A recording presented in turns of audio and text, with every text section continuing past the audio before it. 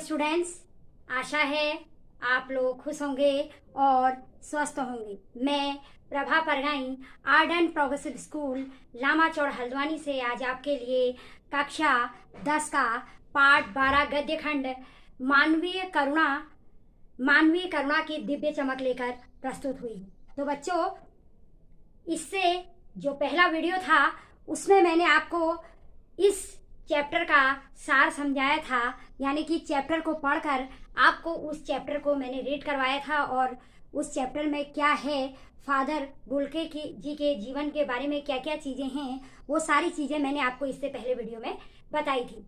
तो बच्चों, आज का जो मेरा ये वीडियो है इसमें हम प्रश्नोत्तर का ज्ञान करेंगे, यानी कि पाठ पर आधारित जो प्रश्नोत्तर हैं उन्हें हम करेंगे।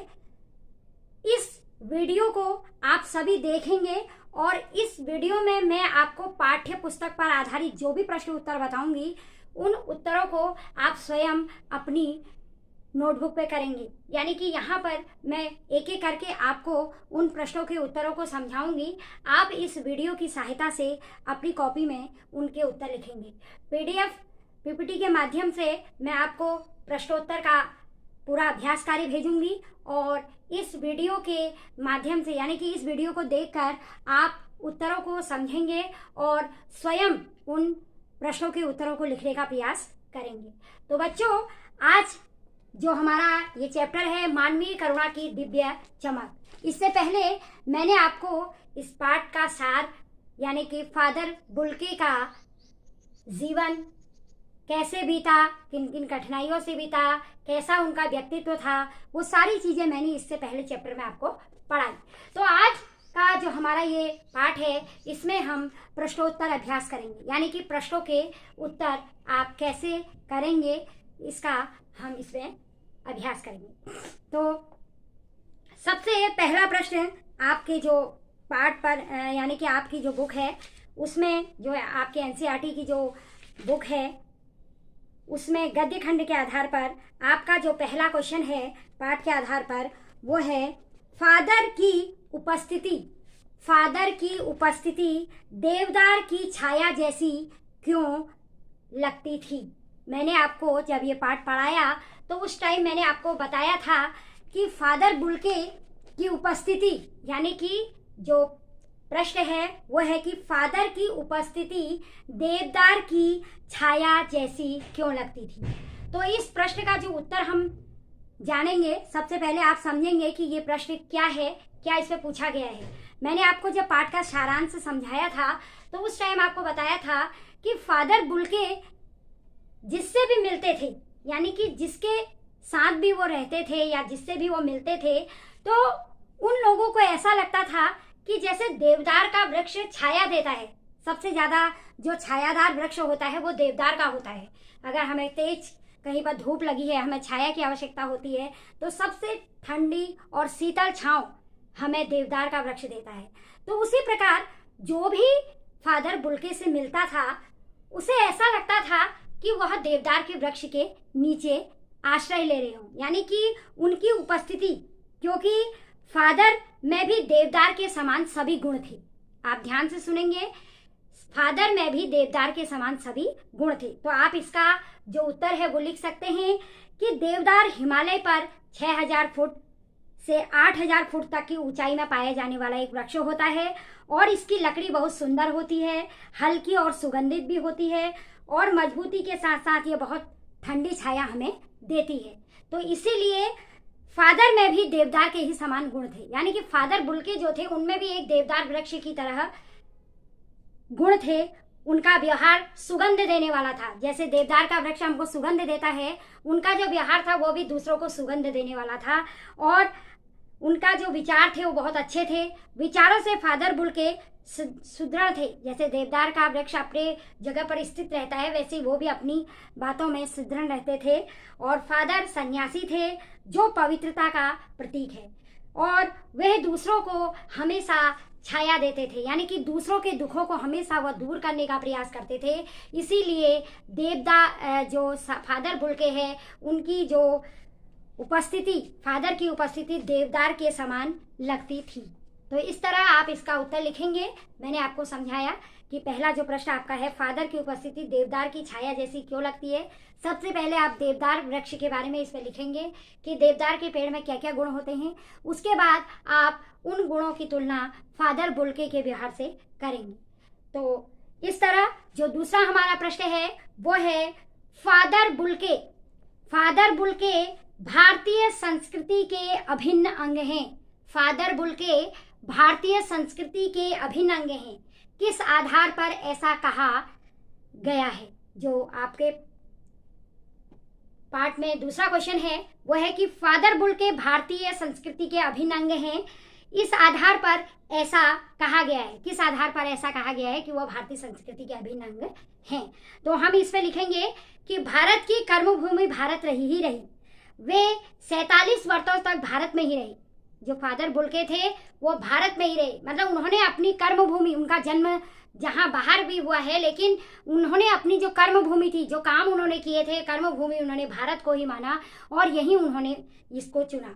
47 वर्ष तक वो भारत में रहे और फादर हिंदी से बहुत प्यार करते थे। मैंने आपको जब पाठ का सारांश समझाया तो उसमें भी आपको मैंने बताया कि फादर बुल्के जो थे वो हिंदी से बहुत प्यार करते थे और भारत उनकी रग रग में बसा हुआ था। भारत से वो इतना प्रेम करते थे कि उनकी सांस की रग रग में भारतवर्ष बसा हुआ था और वो स्वयं को हमेशा भारतीय कहते थे।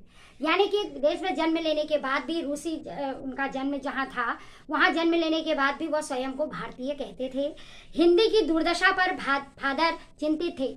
हिंदी की जो दशा उस टाइम देश में थी उस पर फादर बुल्के को बहुत ही मतलब चिंता होती थी, वो बहुत ही चिंतित थे हिंदी के लिए। ये सभी एक ऐसे कारण थे जिनके आधार पर कहा जा सकता है कि फादर बुल्के भारतीय संस्कृति का अभिन्न अंग है। यानी कि ये जो आपका प्रश्न है इसमें आपको ये बताना है कि किन आधारों पर पाठ को पढ़कर आपको ये लगता है कि फादर बुल्के भारतीय संस्कृति का एक अभिन्न अंग है। तो आप इसमें यही लिखेंगे कि वह स्वयं को हमेशा भारतीय समझते थे।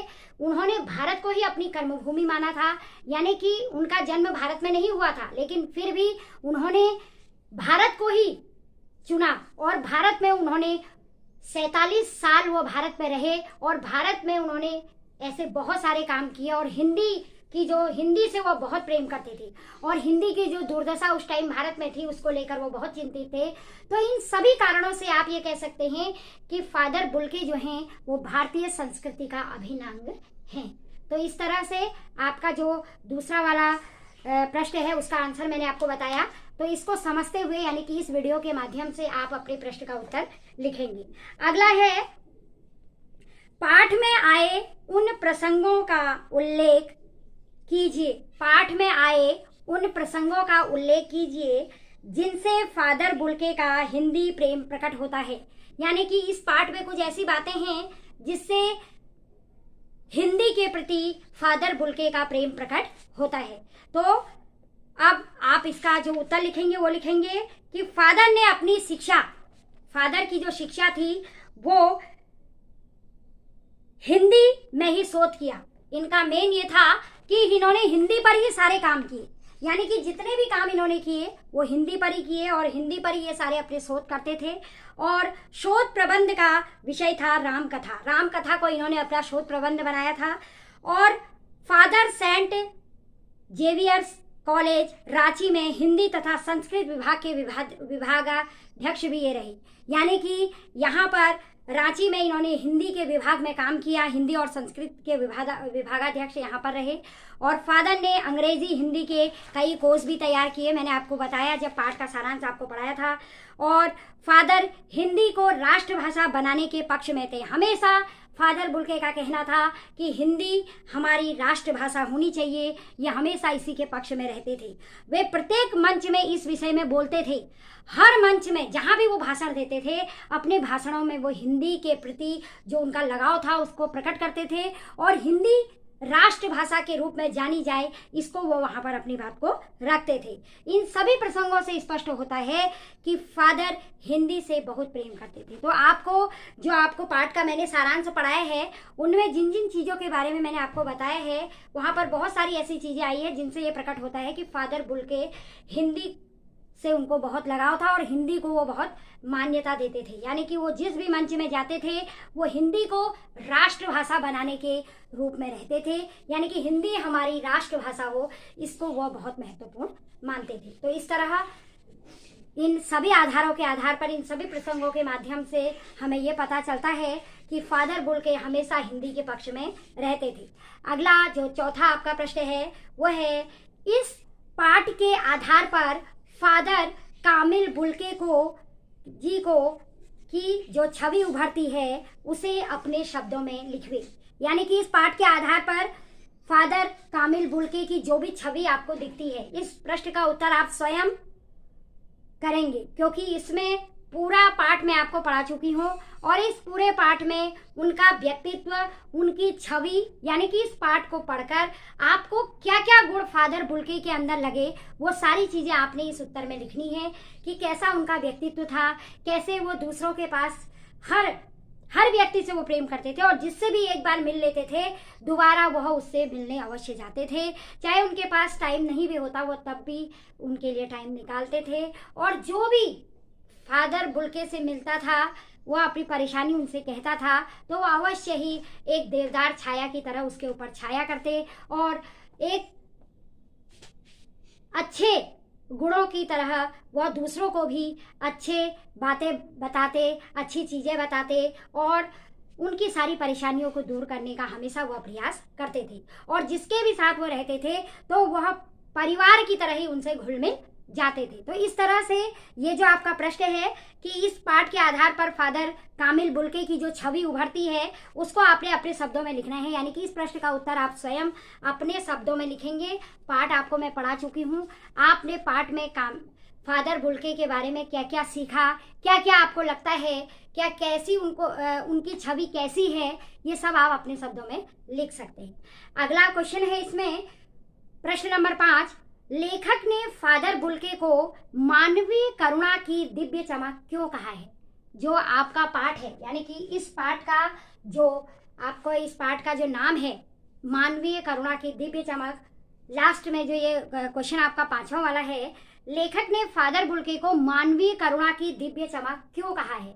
तो ये आंसर आप लिखेंगे कि फादर ने अपने संपूर्ण जीवन में मानव सेवा की। आपको पता है कि फादर बुल्के का जो जीवन था वो हमेशा दूसरों की सेवा के लिए ही समर्पित था। वो हमेशा अपने जीवन के बारे में नहीं सोचते थे लेकिन दूसरों के जीवन के बारे में वे सोचते थे। प्रत्येक से उसके घर परिवार के बारे में, उनका व्यक्तिगत दुख, उनकी तकलीफ पूछना फादर का स्वभाव था। वह हमेशा दूसरों के स्वभाव के बारे में जानते थे।